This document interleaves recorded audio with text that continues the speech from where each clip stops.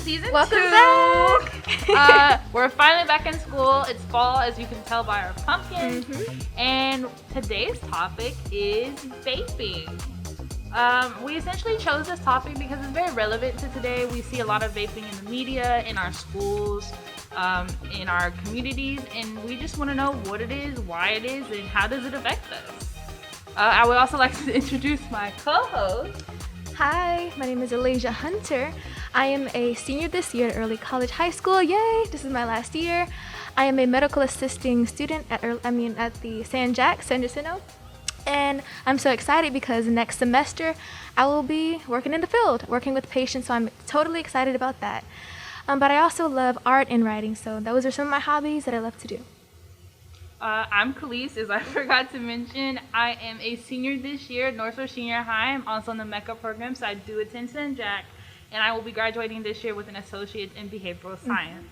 I want to go into social work and probably minor in sociology because I really just love studying groups and how groups affect the individual and how the individual affects the group.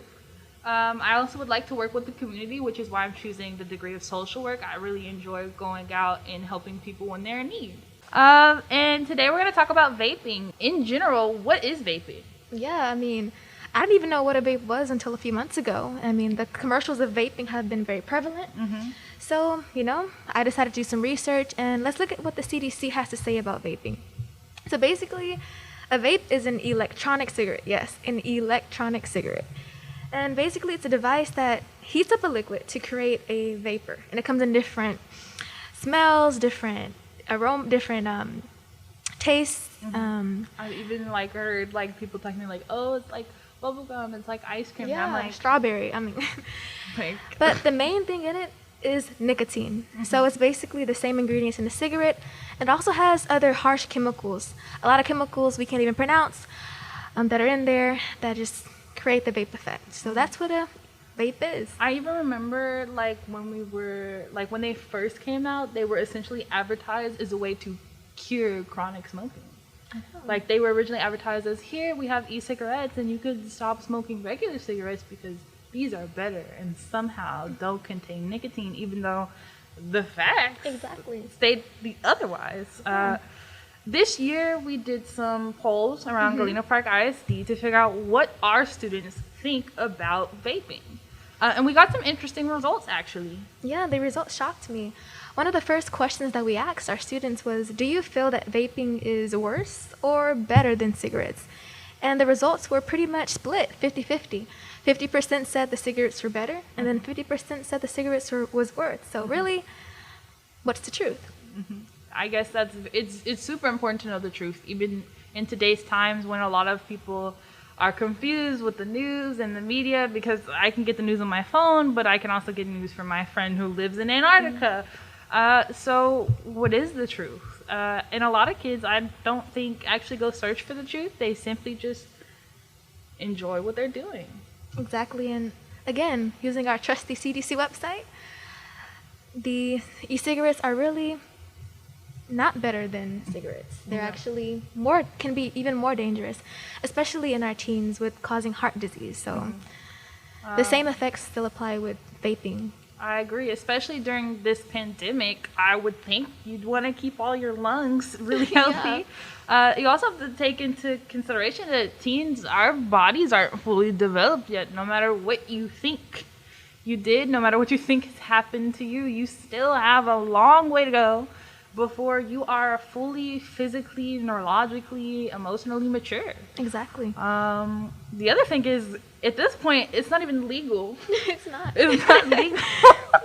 Just like drinking, and the reason is because we're not mature enough to make those decisions, and they're also bad for us, which is why we actually wanted to talk about some of the other answers from our poll.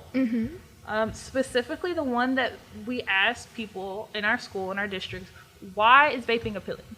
And sure enough, one of the answers pointed out that the media, it's in the media. You everywhere. See your favorite pop stars and rappers smoking, vaping, they have all these drugs, but is that the truth? Do they really have these things? Is this actually going on? And the answer is no. When they film these movies and these music videos, it's all fake. It's all for effects. It's all for the money.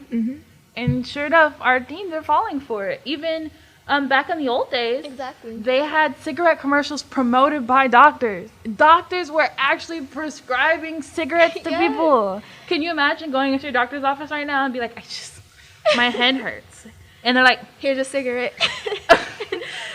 so we actually want to show you guys just so we're not just talking out of our mouths.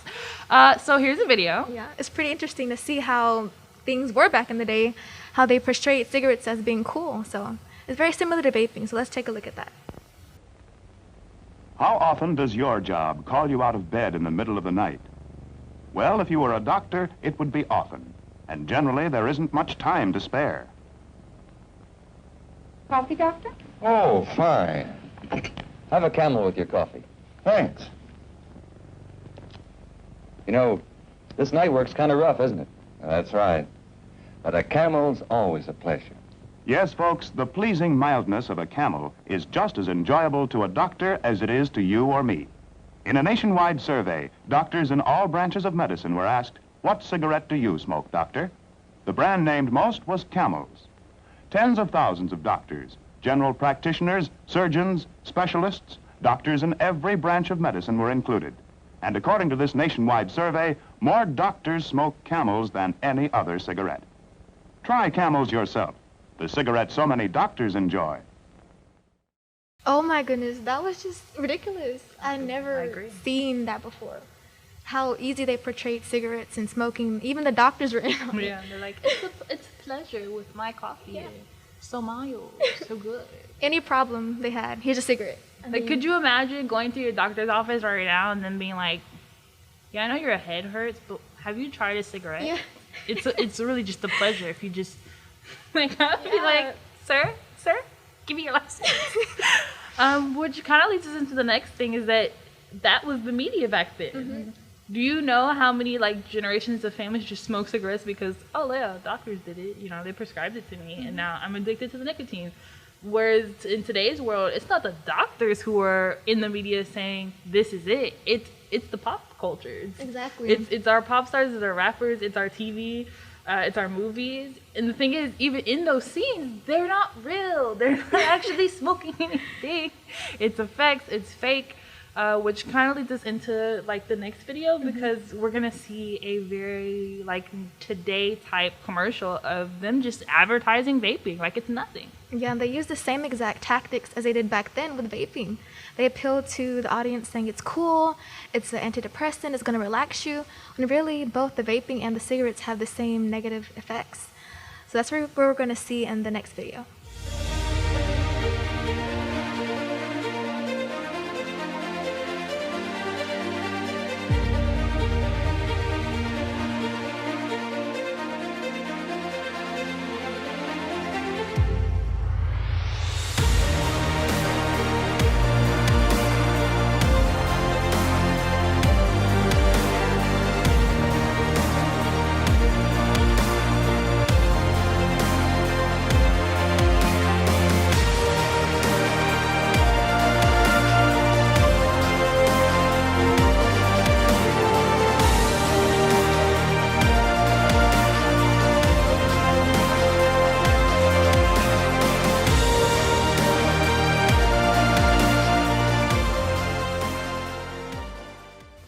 This commercial is absolutely wild and it's absolutely hilarious to me because, like, first of all, you have this music in the background, right? Yes. And it's like, yeah, we're motivational pumping music. up, or something's gonna happen with something.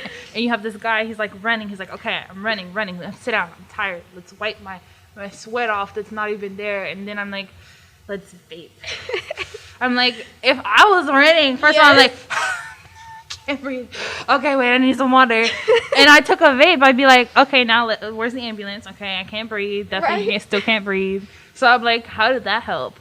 And then you have him like go to do homework with his friends. So now we know, oh yeah, you're definitely advertising to teens because who the heck is doing homework? Exactly. I was like, and then you're sitting there doing homework and the girl's like, and I'm like, if I was doing homework and someone just blew smoke in my face, I would leave.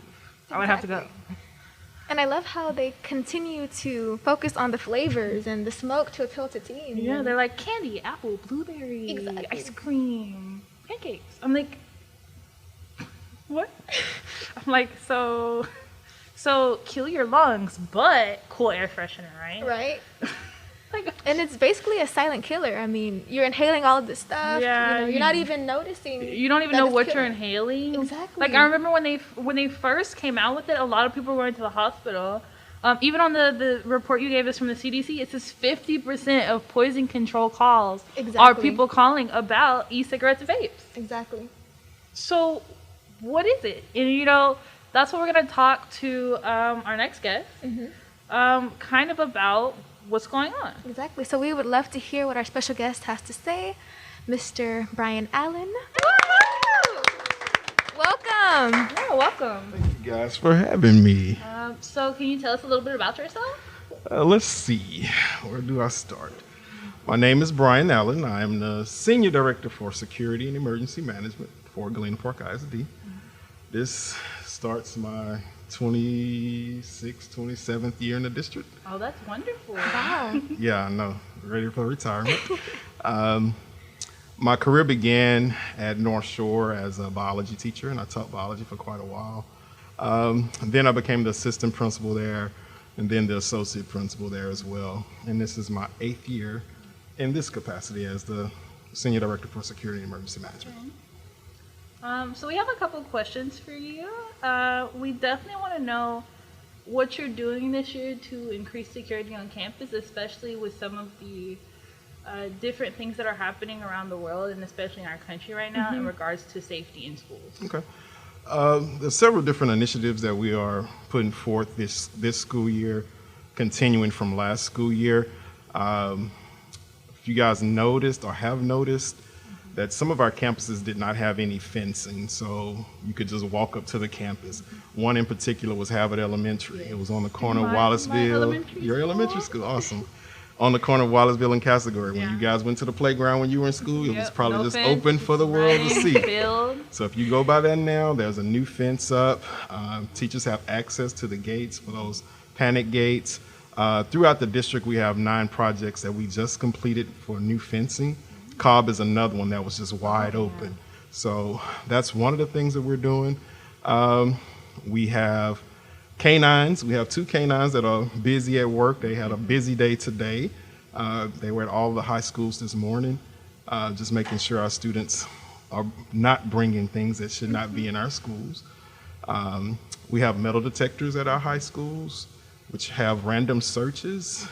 Classrooms are randomly selected, and those students walk through those metal detectors.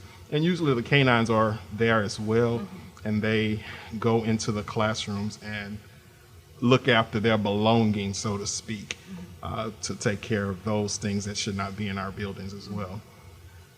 A couple other things that we're doing. A lot of people may not know, but having safety bollards. A bollard is a mechanism that prevents people from basically driving into buildings. All right, so if you guys at North Shore Senior High, you should see the 2 big red balls out front. But before that, you could just drive directly into your building. I would have never thought that. So, that was an incident last night where a car ran into Kroger. So it happens. So if you guys look at the south side of the senior high, all those bollards are there. North Shore Elementary is another one. Galena Park Middle is another one. So we're doing quite a few things to protect the perimeter of our buildings as well. And another thing that we are doing is making sure our campuses are able to communicate with each other, our administrators and their emergency operations team. So we purchased a lot of radios so that we can keep that line of communication open. So there's several different things that we're doing. A couple things I don't want to discuss because it'll give things away, but we are constantly looking for things to help improve the safety that we already have, but there's always room for improvement. I wanted to ask what you're doing to help with some internal threats, because you did talk a lot about structural things, but not necessarily what happens inside the school. Inside the school, I'm sure you guys have experienced your what we call our standard response protocol drills. That's our hold, secure, lockdown, shelter-in-place evacuation drills. Those drills are required every year by the state, every semester at least, by the Texas School Safety Center. So practicing those drills is one thing that is required that you guys do a really good job at doing. Internally as well, We do what's called a tabletop drill with your emergency operations team, which consists of administrators and their team of people, whoever it may be. It could be the nurse, the cafeteria manager, whoever they have on their emergency operations team, where I go in after reviewing their emergency operations plan and I present them with a scenario, and based on the scenario, the team has to walk through the scenario. It's usually like an eye-opening experience because they were usually like, oh, I would have never thought about that. So it's basically to pique their curiosity, pique their interest, and make sure that they can get things better done. So next up for us, we definitely want to ask you about vaping, as that is today's topic. How does that work in our schools? Are there any protocols for it? Would you say you're concerned about it? Like, tell us the information. Yes, vaping is definitely a problem. I did some research and I found out that high school students, 1 in every 5 students has vaped within the last 30 days. And that may not sound like a lot, 20%, but if you think about a school the size of North Shore or Galena Park, that's a lot. So we do have some things in place, and I think it has become a problem. As like today, we've found several vapes when my dogs were at work. So, and those vapes usually contain marijuana. So it's not just the fruity flavors that you probably think of. It's also marijuana in those things as well. So we're constantly looking at ways to help improve it. By awareness, you should have seen posters throughout your building from the Texas School Safety Center, anti-vaping posters, a whole campaign about that. If you haven't seen it, let me know, because I've sent them to all the campuses, so all the middle and high schools. But it's not just a high school problem, it's being seen at our middle schools as well. So we're constantly looking at ways to help improve that. I was on the phone with one of the assistant soups right before I came here with talking about some funding for some different things to help curtail that problem. What about the protocols for if you're found with a vape or if you're found with other? All right, that's a good question. If you're found with the vape and it does not contain marijuana, I'm not quite sure what those consequences are. And I think it's probably ISS or maybe even CFS, it just depends. And then those that are found with that contain THC or marijuana, I think those are automatically counted as a marijuana possession and sent to CFS. So, Mr. Allen, you've already mentioned some of the disciplinary actions that are going to be taken with vaping and if you get caught with a vape or any kind of drugs. But I do want to mention that at early college, it's a one-time thing. You get caught, you're kicked out. Oh, wow. So you really see the consequences of vaping. You know, it has a major impact on your education. I'm going to express that to our students and GP to just stay clear of that. But before you go, is there any message or any advice that you'd like to give to our students when it comes to drugs, life, or anything? Okay. I guess the message is clear. Vaping is bad. And usually with the electronic cigarettes or vaping, it will probably lead to the actual cigarette smoking, and which of course we all know the dangers that are related to cigarette smoking, lung cancer, cancers, and different things like that.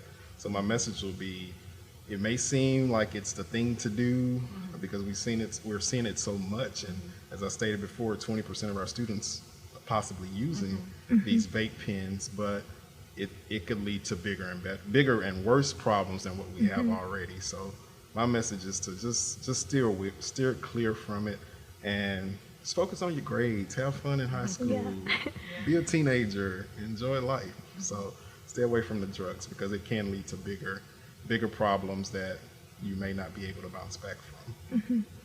Well, thank you so much for coming today. For having me. I hope you have a wonderful rest of your day. Thank you. And goodbye. Thank you. Thank you guys. I just want to say thank you to Mr. Brian Allen for keeping us safe and for joining our podcast here today to give us all that information. I also want to bring up that there's no shame in saying no to drugs, to vaping, to anything that is bad for you. And there's no shame in asking for help. There's so many people that can help us. There's counselors on campus. There's teachers. There's parents. There's friends sometimes. And our district itself is just here for us. It's here for you. Yeah, and it can be difficult when you have a problem like this, but just remember that we are here to help you, and you can't get help if you don't speak to anyone, so just keep that in mind. There's no shame in asking for help. And lastly, I would like to say hugs before drugs, and thank you for joining Thank you. us. Bye.